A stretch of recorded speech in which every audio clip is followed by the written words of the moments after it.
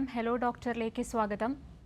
മങ്കിപ്പനി എന്ന പ്രധാന വിഷയത്തിലോട്ടാണ് ഇന്ന് ഹലോ ഡോക്ടർ കടക്കുന്നത്. ഏറ്റവും പ്രധാനപ്പെട്ട ഒരു വിഷയത്തിലോട്ടാണ് ഇന്ന് ഹലോ ഡോക്ടർ ചർച്ച ചെയ്തത്. രാജ്യം വീണ്ടും മങ്കി പോക്സ് സ്ഥിരീകരിച്ചിരിക്കുകയാണ്. ഈ സാഹചര്യത്തിൽ മങ്കി പോക്സ് അഥവാ കുരങ്ങുപനിയെക്കുറിച്ച് അറിഞ്ഞിരിക്കേണ്ട കാര്യങ്ങളാണ് ഇന്ന് ഹലോ ഡോക്ടർ ചർച്ച ചെയ്യുന്നത്. ഇന്ന് നമുക്കൊപ്പം ചേരുന്നത് കോട്ടയം ഗവൺമെന്റ് മെഡിക്കൽ കോളേജിലെ ഇൻഫെക്ഷ്യസ് ഡിസീസസ് വിഭാഗം മേധാവിയും അസോസിയേറ്റ് പ്രൊഫസറുമായ ഡോക്ടർ ജൂബി ജോൺ ആണ്. നമസ്കാരം ഡോക്ടർ. നമസ്കാരം ഡോക്ടർ, ഞാൻ ആദ്യം തന്നെ സൂചിപ്പിച്ചതുപോലെ ഇന്നലെ രാജ്യത്ത് മങ്കി പോക്സ് സ്ഥിരീകരിച്ചിരുന്നു. പലപ്പോഴും ആളുകൾക്ക് വരുന്നൊരു സംശയമാണ്, എന്താണ് മങ്കി പോക്സ് അഥവാ കുരങ്ങുപനി? അത് ആശങ്കപ്പെടേണ്ടതുണ്ടോ?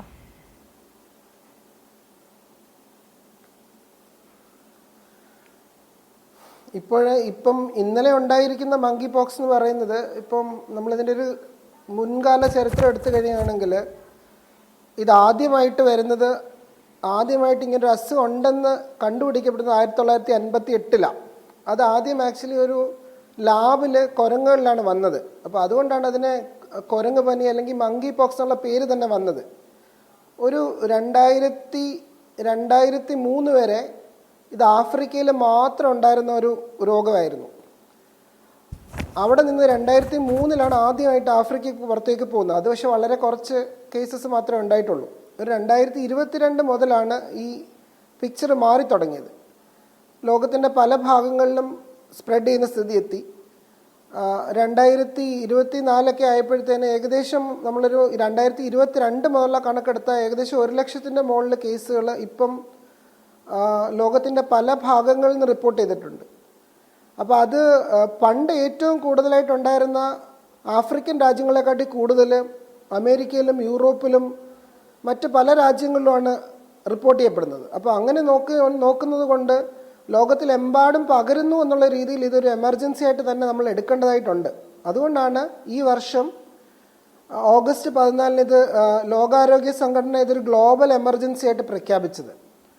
അതാണ് ഇപ്പോഴത്തെ സ്ഥിതിവിശേഷം. ഡോക്ടർ, അതുപോലെ തന്നെ ഈ രോഗകാരണങ്ങൾ എന്തെല്ലാമായിരിക്കും? ഏതൊക്കെ സാഹചര്യങ്ങളായിരിക്കും ഒരാൾക്ക് ഈ മങ്കിപ്പനി സ്ഥിരീകരിക്കുക?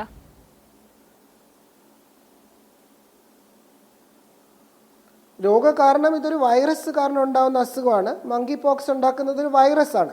ഇപ്പം നമ്മൾ മുൻകാലങ്ങളിൽ നമ്മൾ കേട്ടിട്ടുള്ള ഒരു അസുഖമാണ് വസൂരി അല്ലെങ്കിൽ സ്മാൾ പോക്സ്.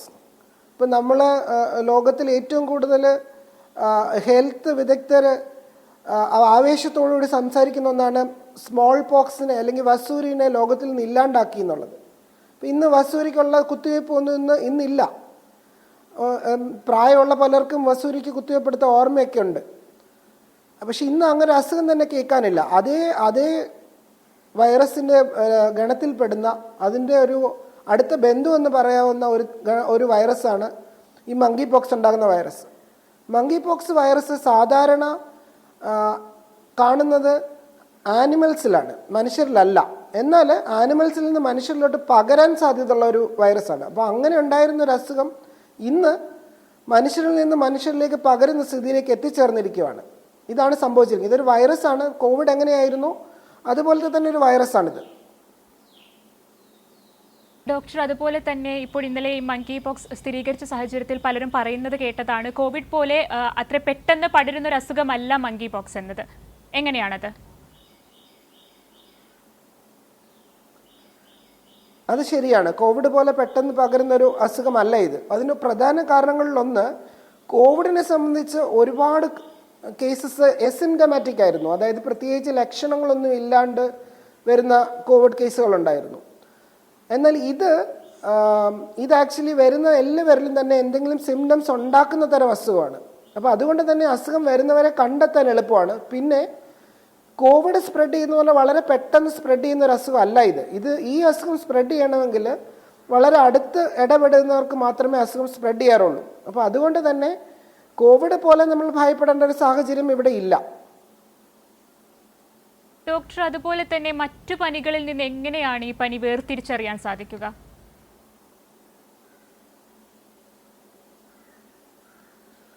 മറ്റു പനി എന്ന് ഉദ്ദേശിച്ചാൽ ഇതുപോലെ നമുക്കിപ്പം ഈ മങ്കി പോക്സ് പ്രസൻറ്റ് ചെയ്യുന്നതെന്ന് പറഞ്ഞു കഴിഞ്ഞാൽ പനിയും ശരീരത്തിൽ കുരുക്കൾ പോലെ വരുന്നതായിട്ടുമാണ്. അതാണ് പ്രധാന ലക്ഷണം. ഇപ്പോൾ ശരീരത്തിന് കുരുക്കളായിട്ട് വരുന്ന മറ്റ് പല അസുഖങ്ങളുണ്ട്. ഇപ്പം നമുക്കിവിടെ കോമൺ ആയിട്ട് കാണുന്ന ചിക്കൻ ബോക്സ് ഉണ്ട്, നമ്മൾ തക്കാളിപ്പനി എന്ന് വിളിക്കുന്ന ഹാൻഡ് ഫുഡ് മൗത്ത് ഡിസീസ് ഉണ്ട്, ബാക്ടീരിയൽ ഇൻഫെക്ഷൻസ് ഉണ്ട്, പിന്നെ ചിക്കൻ ബോക്സിൻ്റെ പോലെ തന്നെ വകഭേദമായ ഹെർപ്പി സോസ്റ്റർ ഉണ്ട്.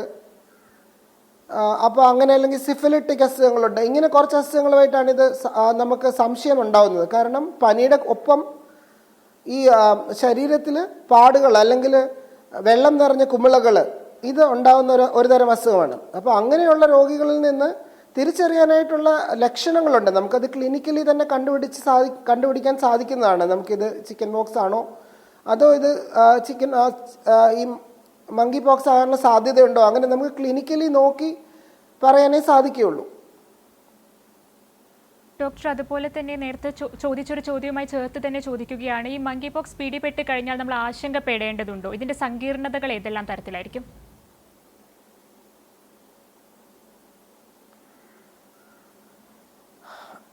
മങ്കി പോക്സ് പിടിപെട്ട് കഴിഞ്ഞാൽ ആശങ്കപ്പെടേണ്ടതെന്ന് ചോദിച്ചു കഴിഞ്ഞാൽ അതിൻ്റെ ഒരു കേസ് ഫെറ്റാലിറ്റി റേറ്റ് എന്ന് പറയുന്നത് ഒരു 8% കേസ് ഫെറ്റാലിറ്റി റേറ്റ് ഉണ്ട് ഇതിന്.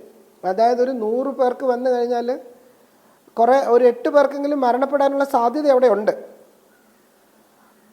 അപ്പോൾ അത് ആ ഒരു സ്ഥിതിയിലേക്ക് വന്നാൽ വളരെ ഡേഞ്ചറസ് ആയ സ്ഥിതിയാണ്. പക്ഷേ കൂടുതൽ ആൾക്കാർക്കും ഈ മരണം കൂടുതൽ സംഭവിക്കുന്നതും ഇപ്പോഴത്തെ സ്ഥിതിയിൽ കാണുന്നത് മരണം കൂടുതൽ സംഭവിക്കുന്നത് കൊച്ചു കുഞ്ഞുങ്ങളിലാണ്, പിന്നെ അല്ലെങ്കിൽ മറ്റെന്തെങ്കിലും രോഗപ്രതിരോധ ശക്തി കുറവുള്ളവരിലാണ്. മറ്റ് അസുഖങ്ങളൊന്നും ഇല്ലാത്തവരെ സംബന്ധിച്ച് ഒരു വലിയ ആശങ്കപ്പെടേണ്ട സാഹചര്യമല്ല ഇവിടെ ഉള്ളത്. എന്നാൽ ഈ വൈറസ് മുന്നോട്ട് പോകുന്നതനുസരിച്ച് അത് അങ്ങനെ ഒരു സാഹചര്യത്തിലേക്ക് എത്തിപ്പെടാനുള്ള സാഹചര്യങ്ങളുണ്ട്. ഡോക്ടർ, അതുപോലെ തന്നെ ഇന്നലെയാണ് രാജ്യത്തൊരു മങ്കി പോക്സ് സ്ഥിരീകരിച്ചത്. അപ്പോൾ മുതൽ പലർക്കും ഒരു ആശങ്കയുണ്ടായിരിക്കും, എങ്ങനെയാണ് ഈ രോഗം സ്ഥിരീകരിക്കുന്നത്, അല്ലെങ്കിൽ പലരും ഒരു ആകാംക്ഷയുണ്ടായിരിക്കും ഏത് തരം പനി വന്നാലാണ് ഇത്തരത്തിലൊരു ടെസ്റ്റ് നടത്തേണ്ടതെന്നെല്ലാം. ഡോക്ടർ ഒന്ന് വിശദീകരിക്കാമോ?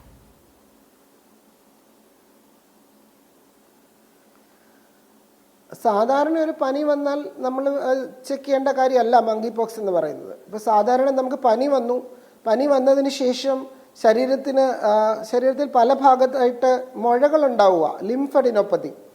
അതിനൊപ്പം അതിന് ശേഷം ശരീരത്തിൻ്റെ പല ഭാഗത്ത് നമുക്ക് ചിക്കൻ ബോക്സ് വരുന്ന പോലെയുള്ള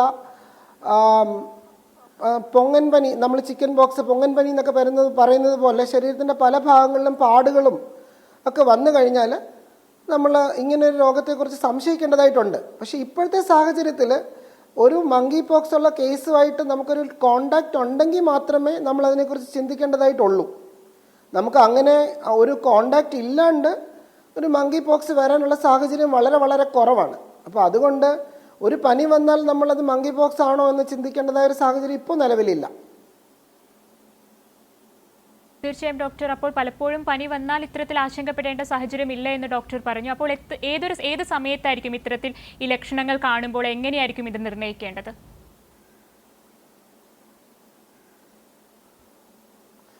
അത് നിർണ്ണയിക്കേണ്ടത് നമ്മൾ കോവിഡിന് എന്താണോ ചെയ്തത് അതുപോലെ തന്നെയാണ് നമുക്ക് ചെയ്യേണ്ടതായിട്ട് വരിക.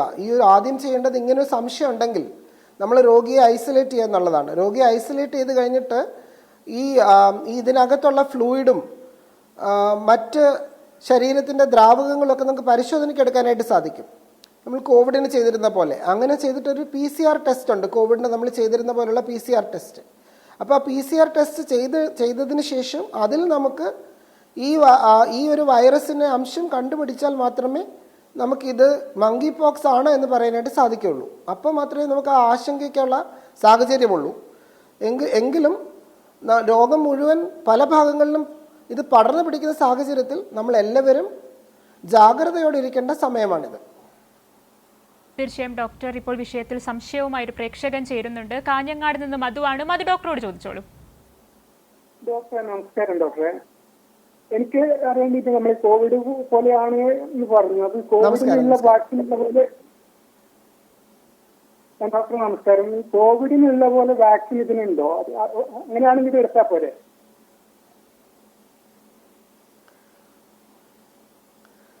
കോവിഡിനുള്ള പോലെ വാക്സിൻസ് ഇപ്പോൾ ഇതിന് അവൈലബിൾ അല്ല. ഇപ്പോൾ ആക്ച്വലി വാക്സിൻസ് ഉണ്ട്, പക്ഷെ അത് എത്രമാത്രം ഫലപ്രദമാണെന്ന് പറയുന്ന സ്ഥിതിയിൽ എത്തിയിട്ടില്ല. ഒന്ന്, ഇന്ത്യയിൽ വാക്സിൻസ് ഒന്നും തന്നെ അവൈലബിൾ അല്ല. വാക്സിൻസ് ഉള്ള സ്ഥലങ്ങളുണ്ട്. ഇപ്പോൾ യൂറോപ്പിലും US-ലും വാക്സിൻ എടുക്കുന്നുണ്ട്, റഷ്യയിലുണ്ട്, ജപ്പാനിലുണ്ട്. അവിടെയൊക്കെ ആക്ച്വലി നമ്മൾ പണ്ട് വസൂരിക്ക് വേണ്ടി ഉണ്ടാക്കിയ വാക്സിൻ അതിൻ്റെ ഒരു വകഭേദമായിട്ടാണ് ഈ വാക്സിൻ ഉപയോഗിക്കുന്നത്. അപ്പം ഇപ്പം സാധാരണഗതിയിൽ ഇന്ത്യയിൽ അത് അവൈലബിൾ ആയിട്ടില്ല. എന്നാൽ US-ലും മറ്റും ഉപയോഗിക്കുന്നുണ്ട്. ഇപ്പോൾ ഒരു ഇൻഫെക്ഷനുമായിട്ട് നമുക്ക് കോണ്ടാക്റ്റ് വന്നു കഴിഞ്ഞാൽ 4 ദിവസത്തിനുള്ളിൽ നമുക്ക് ഈ വാക്സിൻ എടുത്താൽ പ്രതിരോധ ശക്തി ലഭിക്കുന്നതായിട്ടാണ് കാണുന്നത്. പക്ഷേ ഈ വാക്സിൻ എടുക്കുന്നതിന് അതിൻ്റെതായ കുറച്ച് കോംപ്ലിക്കേഷൻസ് ഉണ്ട്. നമുക്ക് കോവിഡ് വാക്സിൻ എടുത്തതുപോലെ അത്രയും പെട്ടെന്ന് അവൈലബിൾ ആക്കാൻ പറ്റുന്ന ഒന്നല്ല ഇവിടെ. എന്നാൽ വാക്സിൻസ് അവൈലബിൾ ആണ്, ലോകത്തിൻ്റെ പല ഭാഗത്തും ഉണ്ട്. സ്മാൾ പോക്സിനൊക്കെ ഉണ്ടാക്കിയ വാക്സിൻസ് ആണ്, അത് മോഡിഫൈ ചെയ്തിട്ടുണ്ടാക്കി വരുന്ന വാക്സിൻസ് ആണ് നമുക്കിപ്പം ഈ മങ്കി പോക്സിനുള്ളത്. ഈ മങ്കി പോക്സിനും കോവിഡ് പോലെ വാക്സിനേഷൻ പ്രതിരോധങ്ങൾ ഉണ്ടോ എന്ന് അപ്പോൾ ഡോക്ടർ പറഞ്ഞത് അത്തരത്തിലൊരു വാക്സിൻ ഇന്ത്യയിൽ നിലവിൽ അവൈലബിൾ അല്ല എന്നായിരുന്നു. ഡോക്ടർ, അപ്പോൾ ഇതിന്റെ പ്രതിരോധം എങ്ങനെയായിരിക്കും? ശ്രദ്ധിക്കേണ്ട കാര്യങ്ങൾ എന്തെല്ലാമായിരിക്കും?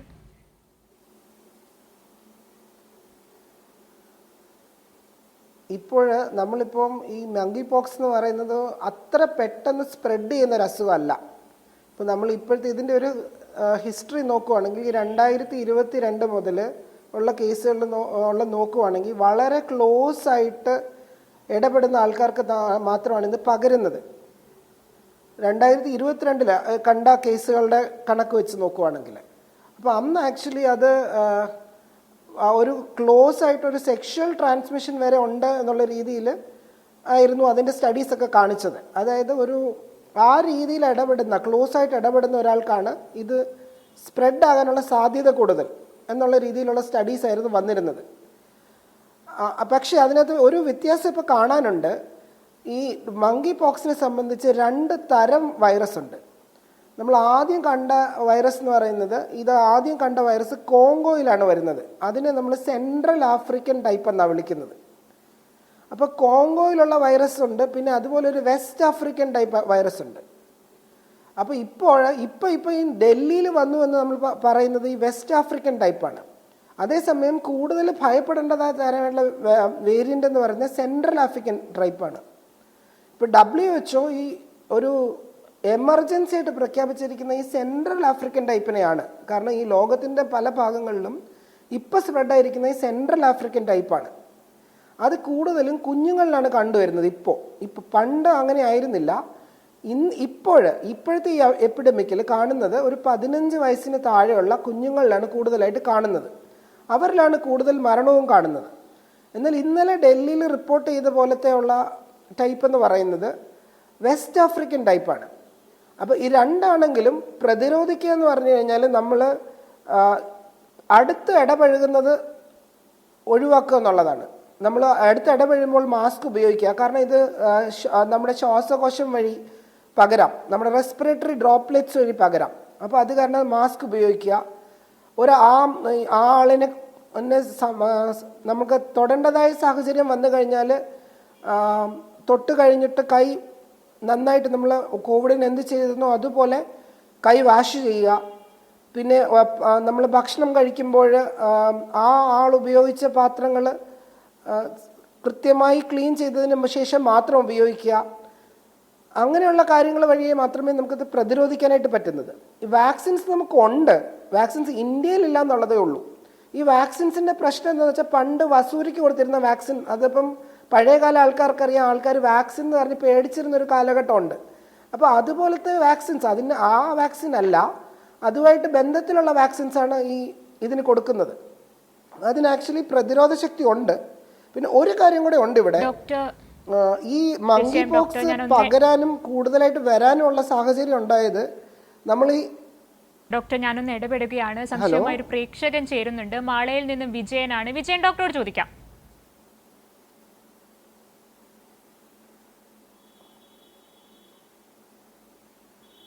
എനിക്കൊരു 3 വർഷം മുന്നേ ഇതുപോലെ അലർജിയുടെ പോളം വന്നു.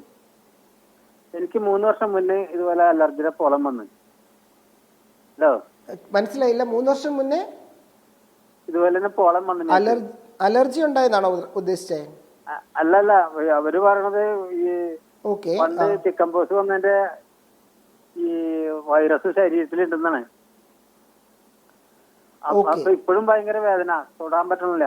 അത് ഹെർപ്പിസ് സോസ്റ്റർ ആണ്. ഡോക്ടറെ അടുത്ത് പോയി എപ്പോഴും അത് ഹെർപ്പിസ് സോസ്റ്റർ എന്ന് പറഞ്ഞൊരു കണ്ടീഷനാണ്. അത് ഇതല്ല, നമ്മൾ ഈ ഒരു അസുഖം അല്ലത്. അത് ഹെർപ്പിസ് സോസ്റ്റർ എന്ന് പറഞ്ഞ അസുഖമാണ്. അതായത് ഞാൻ പറഞ്ഞു തരാം. അത് നമുക്ക് ചിക്കൻ ബോക്സ് വന്ന ഒരു രോഗിക്ക് അവരുടെ ശരീരം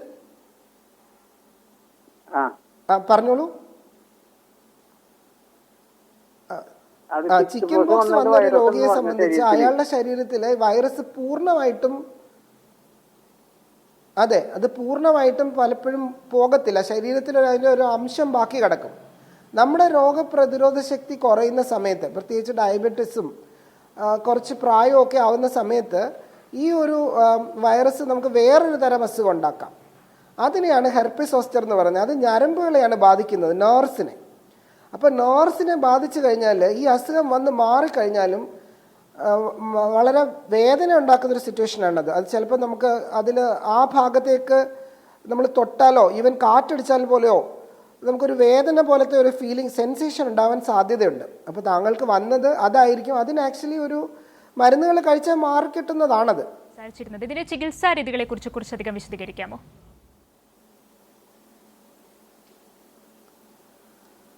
ഓക്കെ, ചികിത്സാ രീതി ഇപ്പോൾ നമ്മൾ രോഗത്തിൻ്റെ സ്ഥിതി അനുസരിച്ചാണ് ചികിത്സ വരുന്നത്. ഇപ്പം നമ്മളൊരു വളരെ ഡേഞ്ചറസ് ആയ ഒരു സ്ഥിതി അല്ല എന്നുണ്ടെങ്കിൽ നമ്മൾ സാധാരണഗതിയിൽ ഇതിന് സിംറ്റമാറ്റിക് ട്രീറ്റ്മെൻറ്റ് മാത്രമേ കൊടുക്കാറുള്ളൂ. പനി ഉണ്ടെങ്കിൽ പാരസിറ്റമോൾ കൊടുക്കുക. ചിലർക്ക് ആക്ച്വലി ഇതിന് വരാവുന്ന ഒരു കോംപ്ലിക്കേഷനാണ് കണ്ണിനെ ബാധിക്കുക എന്ന് പറയുന്നത്. മുഖത്താണ് ഇത് സാധാരണ തുടങ്ങാറുള്ളത്. അപ്പോൾ മുഖത്തുനിന്ന് തുടങ്ങി ശരീരത്തിൻ്റെ മറ്റ് ഭാഗങ്ങളിലേക്ക് വ്യാപിക്കുകയാണ് ഈ അസുഖത്തിൻ്റെ ഒരു സ്വഭാവം. അപ്പോൾ മുഖം ബാധിക്കുന്ന കൂട്ടത്തിൽ കണ്ണിനെ ബാധിക്കാനുള്ള സാഹചര്യമുണ്ട്. അപ്പോൾ കണ്ണിനെ ബാധിക്കാൻ സാഹചര്യം ഉള്ളത് കൊണ്ട് കണ്ണ് പ്രൊട്ടക്റ്റ് ചെയ്യാനുള്ള കാര്യങ്ങൾ ചെയ്യുക. അതിന് ഐ ഡ്രോപ്സ് ഉപയോഗിക്കുക. പിന്നെ ഇതിന് ഈ ശരീരത്ത് വരുന്ന പാടുകൾക്ക് ഒരു ചൊറിച്ചിലും വേദനയുമൊക്കെ ഉണ്ടാകാനുള്ള സാഹചര്യമുണ്ട്. നമ്മൾ ചിക്കൻ ബോക്സ് വരുന്ന പോലെയല്ല, കുറേ കൂടെ ചൊറിച്ചിലൊക്കെ ഉണ്ടാകുന്ന തരം അസുഖമാണിത്. അപ്പോൾ അതുകൊണ്ട് ചൊറിച്ചിൽ ഒഴിവാക്കാനായിട്ട് ആൻറ്റിഹിസ്റ്റമിൻസ് കൊടുക്കുക. വേദന ഒഴിവാക്കാനായിട്ട് ചെറിയ വേദന സംഹാരികൾ ഉപയോഗിക്കുക. ഇങ്ങനെയുള്ള ട്രീറ്റ്മെൻറ്റാണ് സാധാരണഗതിയിൽ കൊടുക്കുക. പക്ഷെ എന്തെങ്കിലും കോംപ്ലിക്കേഷനിലോട്ട് പോകുവാണെങ്കിൽ നമുക്ക് ട്രീറ്റ്മെൻറ്റിന് മരുന്നുകൾ അവൈലബിൾ ആണ്. 2-3 മരുന്നുകൾ അവൈലബിൾ ആണ്. ഒന്നൊരു ടെക്കോവെരിമാറ്റ് എന്ന് പറഞ്ഞൊരു മരുന്ന് അവൈലബിൾ ആണ്. പിന്നെ ബ്രെയിൻ സിഡോഫോവിർ എന്ന് പറയുന്നത്. അപ്പോൾ ഇങ്ങനെ 2 മരുന്നുകൾ നമ്മൾ US-ലും UK-ലും ഒക്കെ യൂസ് ചെയ്തിട്ടുണ്ട്. പക്ഷേ അത് സീരിയസ് ആയിട്ടുള്ള കേസുകൾക്ക് മാത്രമേ ഉപയോഗിച്ചിട്ടുള്ളൂ.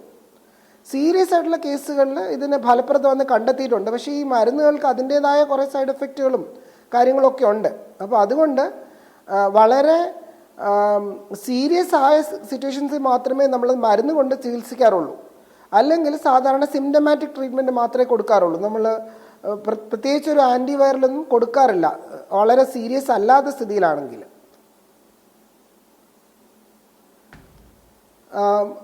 അത് മനസ്സിലായിരുന്നോ അതോ കൂടുതൽ ക്ലാരിഫിക്കേഷൻ? മനസ്സിലാകുന്നുണ്ട്, തുടർന്നോളൂ.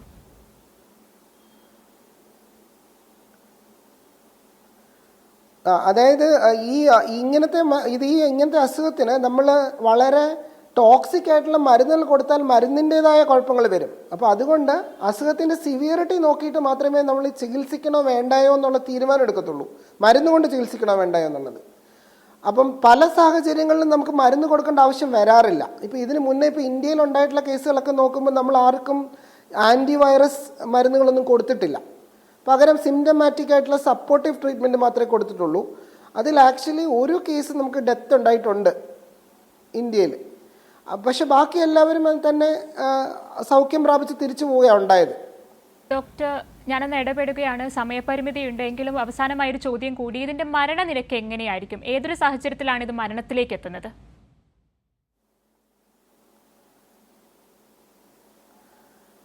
അതൊരു ഉറപ്പിച്ച് നമുക്ക് പറയാൻ പറ്റാത്തൊരു ചോദ്യമാണ്. മരണനിരക്ക് പലയിടത്തും പല രീതിയിലാണ് പറയുന്നത്.